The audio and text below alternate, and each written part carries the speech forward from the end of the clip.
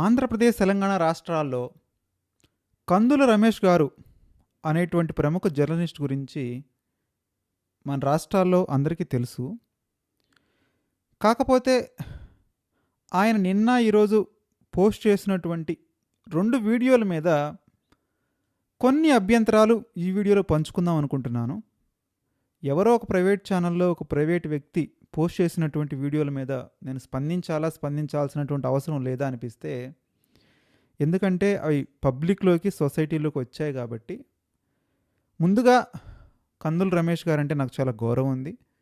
నేను ఆయన one of the సబ్స్క్రైబర్ని. So 25 సంవత్సరాలు, 30 సంవత్సరాల నుంచి ఆయన జర్నలిజం వృత్తిలో ఉన్నారు, ప్రవృత్తిలో ఉన్నారు. అదేవిధంగా ఎన్నో మీడియా ఛానల్స్లో పనిచేశారు. ఇప్పుడు ప్రైవేట్గా ఆయన ఒక యూట్యూబ్ ఛానల్ నడుపుతున్నారు. సో అటువంటి వ్యక్తి మీద నేను వీడియో చేయాల్సి రావడం అంటే కొంచెం నాకు ఇబ్బందిగా ఉంది. ఆయనకు వ్యక్తిగతంగా, వృత్తిపరంగా ఉన్నటువంటి ఏజ్ అంత లేదు, నా వయసు. కాకపోతే నాకు అనిపించిన దాన్ని నేను ప్రజల ముందు పెట్టే ప్రయత్నం చేస్తాను. ఆయన నిన్న ఒక వీడియో పోస్ట్ చేశారు ఆయన ఛానల్లో, చంద్రబాబు నాయుడు సూపర్ ఫిట్గా ఉన్నారని. ఈరోజు మరొక వీడియో పోస్ట్ చేశారు, లోకేష్ బాబు మంగళగిరిని ఉద్ధరించేస్తున్నారని. అంటే ఇక్కడ నాకు వస్తున్నటువంటి మౌఖికమైన ప్రశ్న ఏంటంటే, ఇప్పుడు చంద్రబాబు నాయుడు గారు ఫిట్గా ఉన్నారా అనేది రాష్ట్ర సమస్య అండి. ఫస్ట్ ఆఫ్ ఆల్ అది రాష్ట్ర సమస్య అయితే ఏం కాదు కదా. ఎందుకంటే చంద్రబాబు నాయుడు గారు ఫిట్నెస్గా ఉండాల్సిన బాధ్యత ఆయన శరీరానికి సంబంధించింది, ఆయనకు సంబంధించింది. ఆయన ఆరోగ్యవంతంగా ఆయన జీవనాన్ని గడపాలంటే, మరీ ముఖ్యంగా ఆంధ్రప్రదేశ్ రాష్ట్రానికి అత్యధిక కాలం ఉన్న ముఖ్యమంత్రిగా ఇప్పటివరకు అయితే రికార్డు ఉంది. మున్ముందు అసలు బీట్ చేయలేని విధంగా ఉండాలి అంటే చంద్రబాబు నాయుడు గారు ఆయన ఆరోగ్యాన్ని ఆయన కాపాడుకోవాలి. దాంట్లో తప్పేమీ లేదు. దాన్ని ఇన్స్పిరేషన్గా తీసుకోవాలనుకున్న వాళ్ళు తీసుకోవచ్చు. బట్ అదైతే రాష్ట్ర స్థాయి సమస్య ఏం కాదు కదా. దాని గురించి ప్రత్యేకంగా ఈ రాష్ట్ర ప్రజానికం చర్చించాల్సినటువంటి అవసరం అయితే ఏం లేదు. కాకపోతే ఒకరిని ఎడ్యుకేట్ చేసే స్థాయిలో ఉండి, ఒకళ్ళని ఇన్ఫ్లుయెన్స్ చేసే స్థాయిలో ఉండి, అంటే మాలాంటి వాళ్ళం ఒక వీడియో చేస్తే 10 మంది దేకరు మమ్మల్ని. కనీసం ఒక గంట వాచ్ టైం రాదు.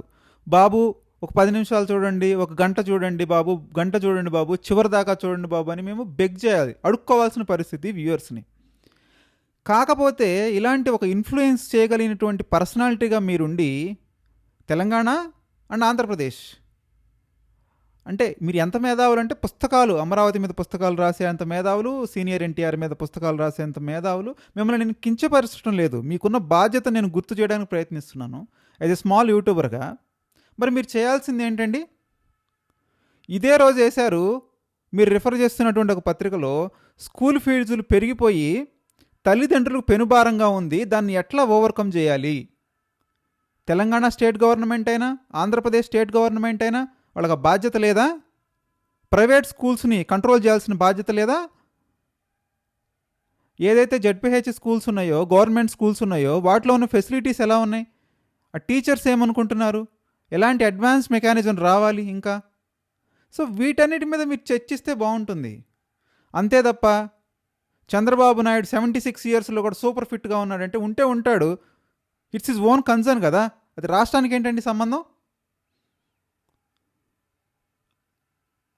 అంటే నాకు ఆ వీడియో చూడంగానే అనిపించింది, మీతో షేర్ చేసుకోవాలని నేను ఈ వీడియో చేస్తున్నాను.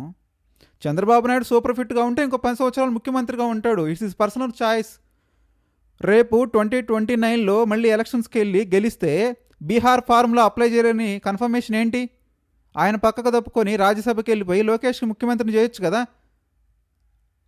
దానివల్ల ప్రజలకు ఒరిగేది ఏం లేదు, ప్రజల సమస్యలు ఏం తీరట్లేదు. మీరు నిజంగా కాన్సన్ట్రేట్ చేయాలనుకుంటే, స్కూల్స్ ఓపెన్ చేశారు, ఆ స్కూల్స్లో ఉన్న ప్రాబ్లమ్స్ మీద కన్సర్న్ చేయండి. ప్రైవేట్ విద్యా సంస్థలు దోచుకుంటున్నాయి, వాటి మీద మీరు కన్సర్న్ చేయండి. గవర్నమెంట్కి ఏదైనా సలహాలు ఇవ్వండి, సూచనలు ఇవ్వండి. మాలాంటి వాళ్ళని చెప్తే ఎవడు వినడు.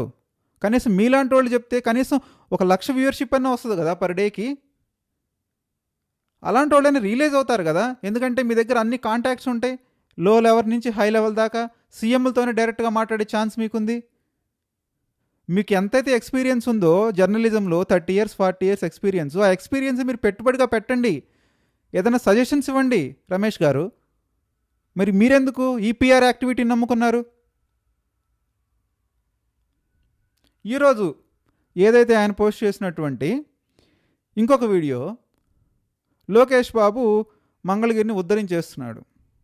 నేను మొన్ననే ఒక వీడియో చేశాను డోలేందర్ ప్రసాద్ మీద.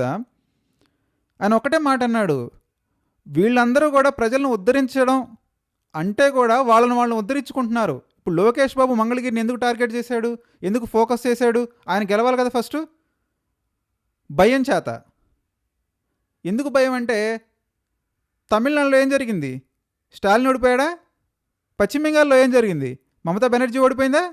సో ఇంతకంటే పర్ఫెక్ట్ ఎగ్జాంపుల్స్ ఏం కావాలి? పార్టీ ఓడిపోవటం కంటే సొంతంగా ఓడిపోవడం పరువు తక్కువ.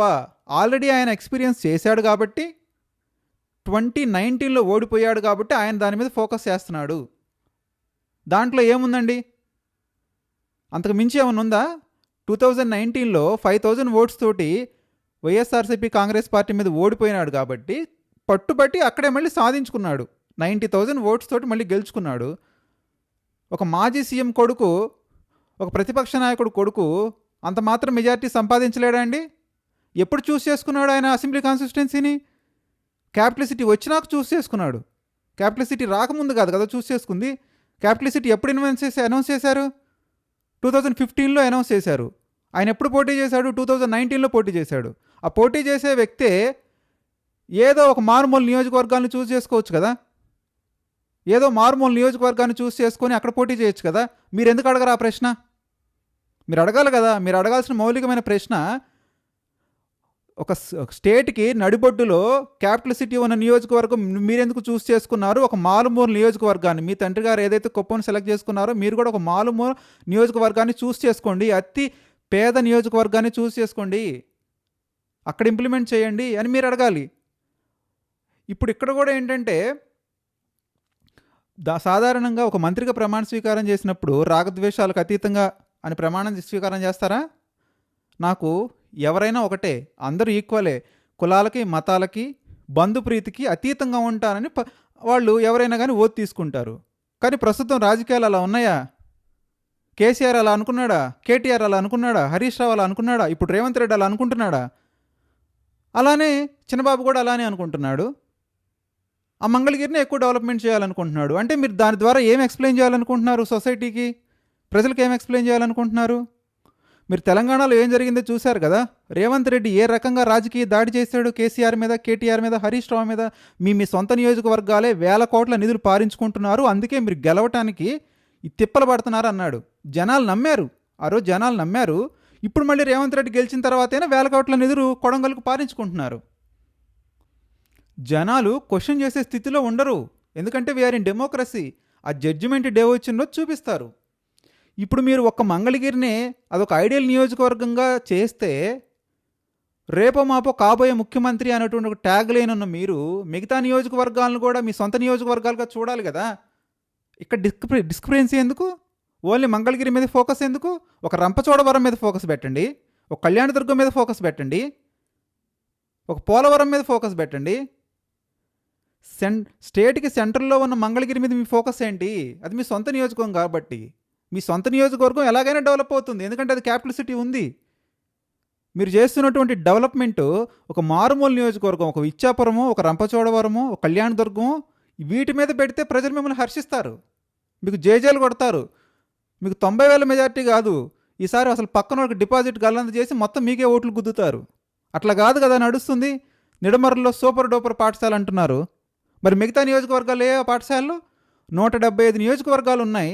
175 నియోజకవర్గాల్లో మరి నిడమరుల్లో ఎలాంటి పాఠశాల ఉందో 175 నియోజకవర్గాల్లో 175 పాఠశాలలు ఉండాలి కదా, ఎస్టాబ్లిష్ చేయాలి కదా. ఇక్కడ ఏం ఫెసిలిటీస్ ఉన్నాయో అక్కడ ఆ ఫెసిలిటీస్ రావాలి కదా. ఇక్కడ మీరు ఏమి ఇంప్లిమెంట్ చేస్తున్నారో అక్కడ కూడా అవే ఇంప్లిమెంట్ అవ్వాలి కదా. అది కదా మీరు అడగాల్సిన ప్రశ్న పాలకుల్ని. మీరు చేస్తున్న పని ఏంటి? అత్యద్భుతంగా చేస్తున్నాడు. ఎందుకు చేస్తున్నాడు? ఆ కాన్సిస్టెన్సీని వాళ్ళ కింద ఉంచుకోవడానికి. ఆయన అక్కడ పోటీ చేస్తున్నాడు కాబట్టి, అక్కడే ఓడిపోతే బాగోదు కాబట్టి ఆయన డెవలప్ చేస్తున్నాడు. ఆ డెవలప్మెంటు స్టేట్ అంతా ఉండాలి. ఒక అరకు డెవలప్మెంట్ చేయండి, ఒక పాడేరు డెవలప్మెంట్ చేయండి, అప్పుడు మీకు పేరు వస్తుంది. ఒక మంగళగిరిని మీరేదో ఒక ఐడియల్ కాన్స్టిట్యున్సీగా తీసుకొని డెవలప్మెంట్ చేస్తాం, మిగతా రాష్ట్రాన్ని వదిలేస్తామంటే అది మీకే నష్టం. రేపు మీరు ముఖ్యమంత్రి కాబోయే వ్యక్తి అంటున్నారు కాబట్టి ఈ కైండ్ ఆఫ్ పిఆర్ మీరు కోరుకోవద్దు. ఇది మంచిది కాదు మీకు. ఎందుకంటే మీరు ఒక్క నియోజకవర్గానికి పరిమితమైన వ్యక్తులు గారు, మీరు స్టేట్కు సంబంధించిన వ్యక్తి, కాబోయే ముఖ్యమంత్రి అభ్యర్థి మీరు. కాబట్టి స్టేట్ అంతా మీ పిల్లలే. ఎన్నైతే నియోజకవర్గాలు ఉన్నారో వాళ్ళందరూ మీ పిల్లలే. ప్రతి నియోజకవర్గాన్ని దృష్టిలో పెట్టుకోండి. ఐడియల్ నియోజకవర్గాలు తీసుకొని బాగు చేయండి. మంగళగిరి ఆల్రెడీ సగం డెవలప్ అవుద్ది క్యాపిటల్ సిటీ ద్వారా. మీరు కొత్తగా వచ్చి చేసే డెవలప్మెంట్ ఏం లేదు. ఈ మాటలు చెప్పండి రమేష్ గారు వాళ్ళకి. ఇవి చెప్తే బాగుంటుంది. అంతేగాని ఈ కైండ్ ఆఫ్ పిఆర్ థింగ్స్ అంటే మీ నుంచి మేము ఎక్స్పెక్ట్ చేయట్లేదు. అంటే మీ సబ్స్క్రైబర్స్ ఎవరైతే ఉన్నారో, మీ వ్యూవర్స్ ఎవరైతే ఉన్నారో వాళ్ళు మాట్లాడకపోతే మాట్లాడకపోవచ్చు, కానీ మేమైతే ఎక్స్పెక్ట్ చేయట్లేదు ఈ పిఆర్ యాక్టివిటీస్. మీరు ఎవ్రీ వీక్ జేపీ గారితో డిస్కషన్ పెడుతున్నారు, చాలా బాగుంది ఆ డిస్కషను. అది సామాజిక అంశాల మీద పెట్టండి. ఏదైతే తెలంగాణలో మెట్రో రైలుకు సంబంధించి స్టేట్ గవర్నమెంట్కి సెంట్రల్ గవర్నమెంట్కి జరుగుతున్న ఇష్యూ మీద మీరు డిస్కస్ చేయండి. జేపీ లాంటి ఒక ఐఏఎస్ ఆఫీసర్ మీ చేతిలో ఉన్నప్పుడు ఆ నిజాలను బయటకు లాగటానికి మీరు ప్రయత్నించండి. అంతే తప్ప లోకేష్ మంగళగిరిని ఉద్ధరించేస్తున్నాడు, చంద్రబాబు నాయుడు ఫిట్నెస్ సూపర్గా ఉంది అంటే చూస్తే వాళ్ళు చూస్తుండొచ్చేమో బహుశా. అంటే ఇట్లాంటి వాటికి వ్యూయర్షిప్ ఉంటుంది. బేసికల్లీ సామాజిక అంశాల మీద ఎవరికి వ్యూయర్షిప్ ఉండదు, కనీసం మాట్లాడే ధైర్యం కూడా చేయరు. కానీ మీరు మాట్లాడాల్సిన వ్యక్తులు అయ్యి కాదు కదా. మాలాంటి ఫ్రెష్ యూట్యూబర్స్ మేము మాట్లాడాలి ఇట్లాంటి పిఆర్ యాక్టివిటీస్, ఏదో 4 సబ్స్క్రైబర్ల కోసం. మీకెందుకు? మీరు మాట్లాడాల్సిన సామాజిక అంశాలు. స్కూల్స్ ఓపెన్ చేశారు, స్కూల్స్ గురించి మాట్లాడండి. తెలంగాణలో ఆంధ్రప్రదేశ్ రాష్ట్రంలో జరుగుతున్నటువంటి ప్రైవేట్ స్కూల్స్ చేస్తున్నటువంటి దాష్టికాల గురించి మీరు మాట్లాడండి. దాని గురించి మాట్లాడితే మీకు ప్రజలు జేజేలు కొడతారు, ఒక లీడర్ అనుకుంటాడు. అంతే తప్ప ఈ వీడియోస్ చేయడం వల్ల యూజ్ అయితే లేదు. నిజంగానే కొంచెం బాధాగానే ఉంది నాకు కూడా. అంటే నేను ఏదైనా తప్పు మాట్లాడి ఉంటే దయచేసి నన్ను కరెక్ట్ చేయడానికి ప్రయత్నించండి.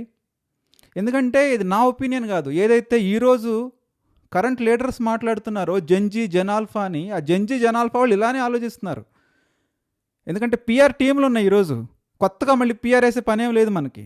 ఆ పిఆర్ టీంలే పిఆర్ ప్రమోషన్స్ చేస్తున్నాయి. కూర్చుంటే పిఆర్, నుంచుంటే పిఆర్, అసలు బయటకు వస్తేనే పిఆర్ అయిన సిచ్యువేషన్కి వచ్చింది. ఇప్పుడు ఏది పిఆరో ఏది కాదో తెలుసుకోలేనంత అమాయకంగా జనాలు లేరు, చూస్తున్న ప్రజలు కూడా లేరు. కాబట్టి మీరు ఇప్పటికైనా సరే ఏదైనా సామాజిక అంశాలపై దృష్టి పెట్టండి. తద్వారా ఎంతో కొంత బెనిఫిట్ అయితే పొందుతారు. అంతే తప్ప వీటి మీద ఎక్కువ ఫోకస్ చేస్తే అంత మంచిగా ఉండదని నా అభిప్రాయం. ఈ చూస్తున్న వ్యూవర్స్ కూడా కామెంట్ రూపంలో కామెంట్ చేయడానికి ప్రయత్నించండి. నాకు అనిపించింది, నేను ఏ రకమైన తప్పులు లేకుండా నేను మాట్లాడానని నాకు తెలుస్తుంది. ఎందుకంటే రమేష్ గారు లాంటి పెద్ద స్థాయిలో వ్యక్తుల గురించి మాట్లాడాలంటే కొంత ధైర్యం కావాలి. దయచేసి రమేష్ గారు కూడా నేను అడిగేది ఒకటే, మీకు ఈ విషయం వేరే వాళ్ళు చెప్పుంటారో నాకైతే తెలీదు. బట్ నాకు అనిపించింది, నేను మీకు చెప్పాను. దీంట్లో పాజిటివ్ పాయింట్స్ మీరు తీసుకోవడానికి ప్రయత్నించండి. ఎందుకంటే మీలాంటి వాళ్ళు చెప్తే ఎక్కువ మందికి రీచ్ అవుతుంది. మాలాంటి వాళ్ళని చెప్తే కనీసం గల్లీ కూడా దాటదు. మీలాంటి వాళ్ళు చెప్తే ఢిల్లీ స్థాయిలోకి వెళ్తుంది. దాని మీద మీరు ఏదైనా బుక్ రాయండి, దానికి సొసైటీకి యూజ్ ఉంటుంది. అంతే తప్ప ఇలాంటి వీడియోస్ తోటి పెద్ద ఉపయోగం ఉండదు. కాబట్టి మీరు ఆ దిశగా ఆలోచిస్తారని అనుకుంటూ, ఏదైనా మీ దృష్టిలో నేను తప్పుగా మాట్లాడుంటే మనస్ఫూర్తిగా మన్నించాలని కోరుకుంటూ, వీడియోని చివరి వరకు చూసేందుకు ధన్యవాదాలు. మర్చిపోకుండా కామెంట్ చేయడానికి ప్రయత్నించండి. అదేవిధంగా వీడియో నచ్చితే కనుక సబ్స్క్రైబ్ చేయడానికి ప్రయత్నించండి.